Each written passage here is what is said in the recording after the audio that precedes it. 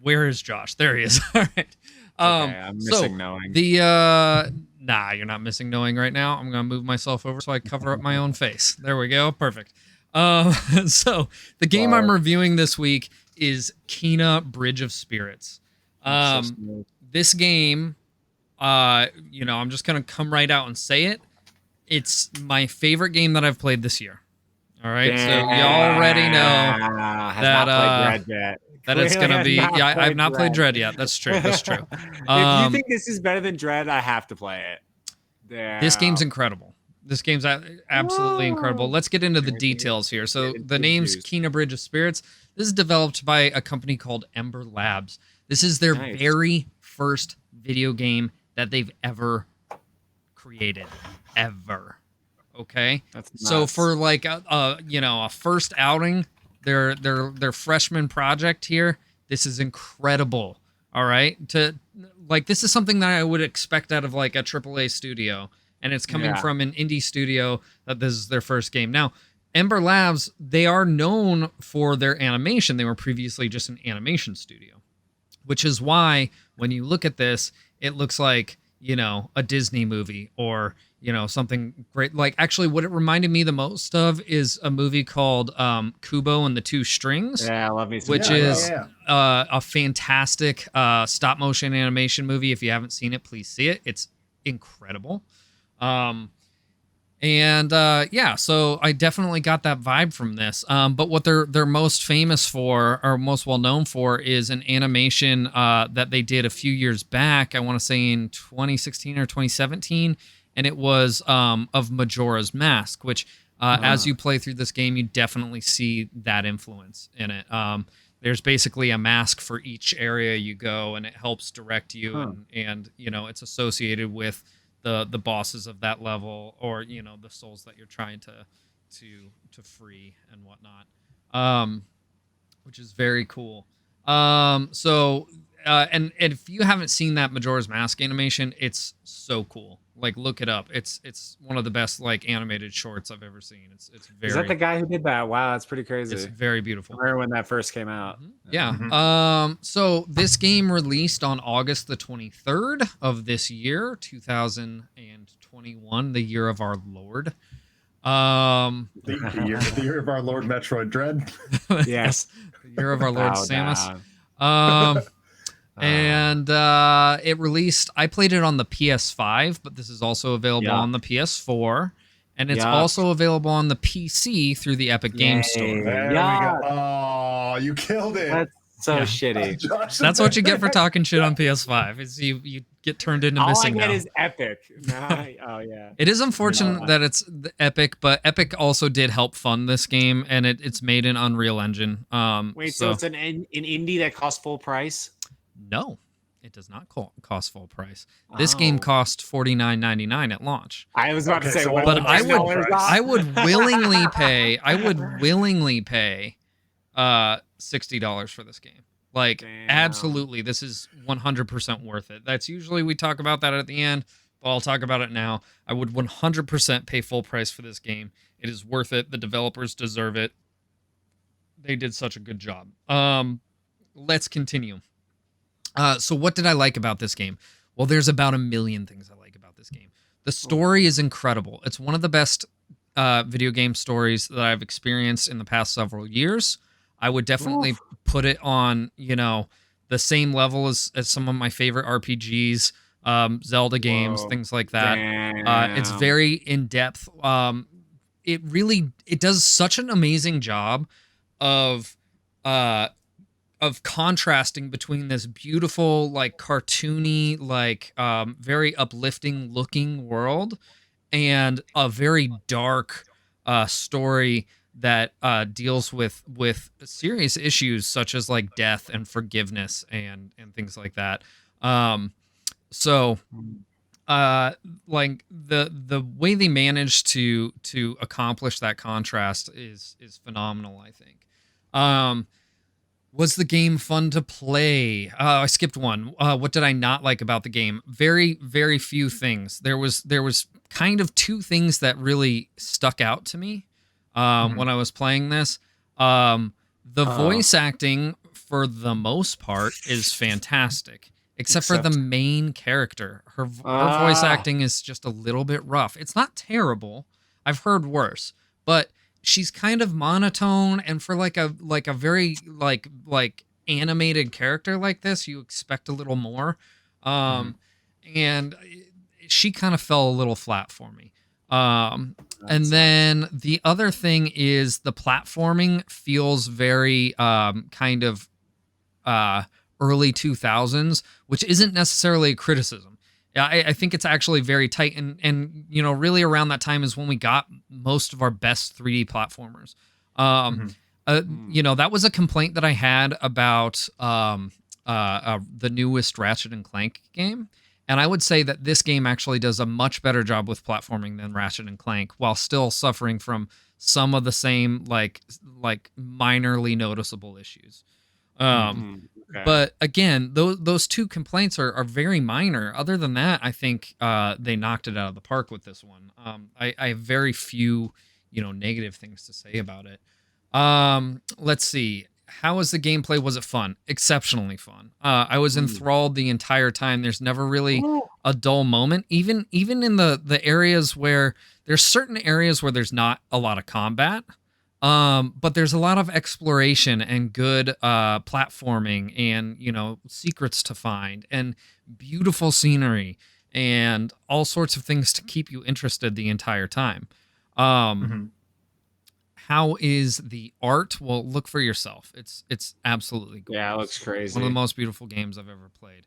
The music also fantastic. It definitely, you know, every scene has like very appropriate music. You know when to feel scared. You know when to feel sad. You know when to feel excited. You know when to feel like you need to kick some ass. You know, and it's all kind of like a, you know, kind of like a Asia-ish vibe to it. You know, I couldn't really pin down like, you know, an exact region per se, but it definitely pulls off what it's trying to do with the aesthetic, you know, combined with that music. Sound design is also excellent. Like I said, the only thing that I really noticed that bothered me in the slightest was the main character's voice, which was a little bit disappointing. But that sucks. It's not. It might sound worse than than it actually is. I might be making it sound worse than it actually is. It's, first of all, you know, you don't hear her very often because, similar to Link, she's a fairly silent protagonist. Obviously, she talks more than Link does, right? But she doesn't talk a lot. But when she does, it's, you know, it just doesn't sound as powerful as she is a character, you know. So that's kind of where that criticism comes from, I think.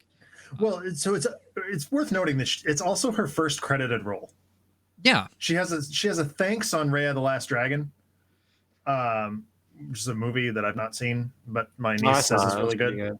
But that's, other than that, that is her entire IMDb profile.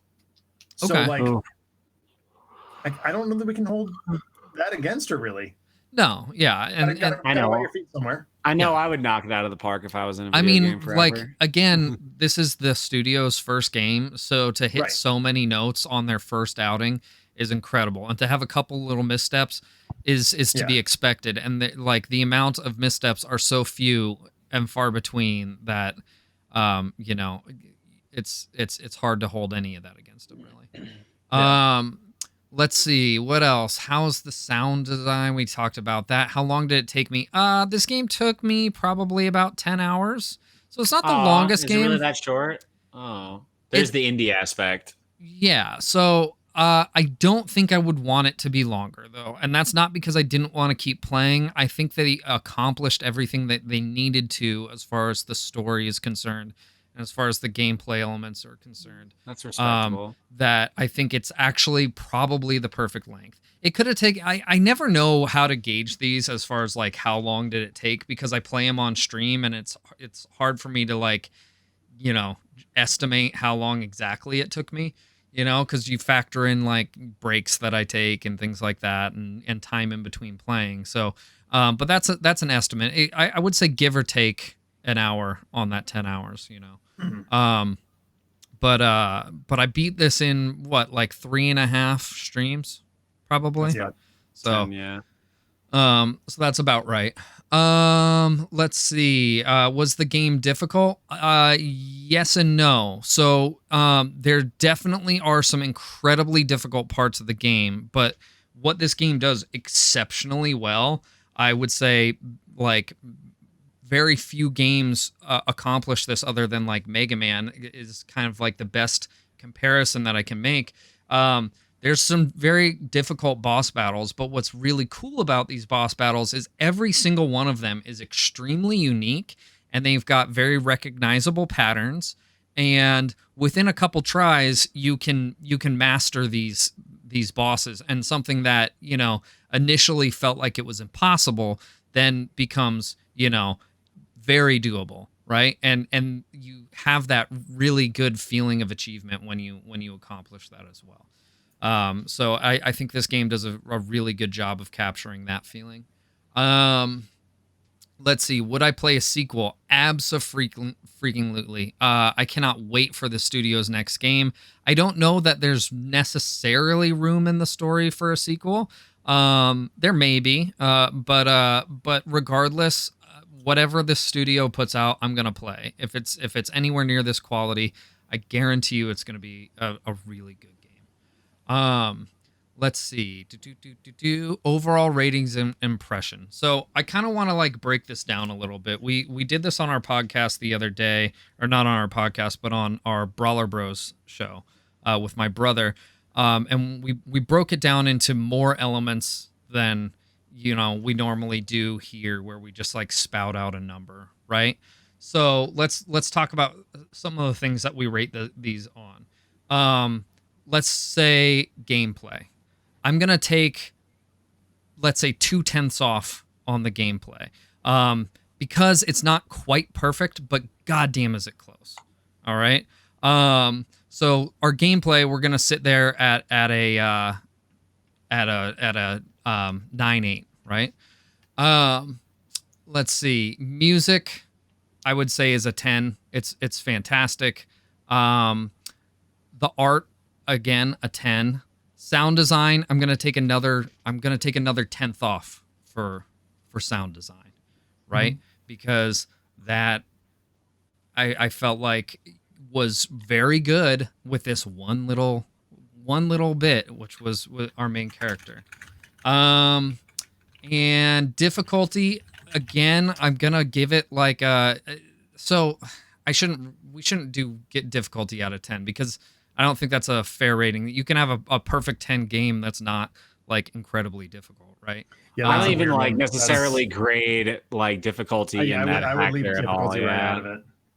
A game that's too easy or too hard potentially, but what you could do is consistency of difficulty. Oh, that's great. Yeah. So I would say consistency of difficulty, again, like a freaking 10, because it starts out very easy and slowly progresses through the the difficulty as you go from boss to boss to boss.